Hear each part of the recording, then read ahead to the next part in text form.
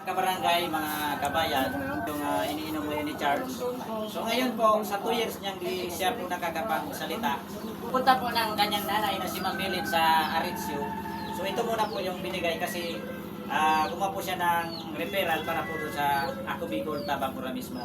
So ito po yung binigay. Sa ngayon po, sa 2 years niyang di nakakapagsalita, ngayon po nakakapagsalita na si Charles at nakakaigib na din ng tubig. Kain na, naliligo na siya. Naliligo na. Oo, tapos lumalabas na pupunta na doon sa signalan. Una nagpapasalamat po tayo sa ating Panginoong Diyos dahil sa si Charles ay sana tuloy-tuloy na po yung kanyang pagaling. Ngayon po si Charles po ay nakakapagsalita na. Yan. Maraming salamat po. Palakpakan! Sana tuloy-tuloy na nonoy na. Piniling po natin na makabalik po si Charles sa kanyang pag-aaral. Yes, Yun. yun. Mag-sponsor dito pag nag-eskwela siya. Nagbalik si Charles. At sana po pag na-check up na po siya ng mga doktor ng Tabang Ora mismo, mas lalo na po siyang gumaling at makabalik na po siya sa kanyang pag-aaral.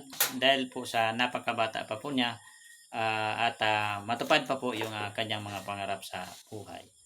Yan, maraming salamat po sa lahat po ng mga sponsor ng Team Solid Urago na Vloggers and Pidoran Line Society.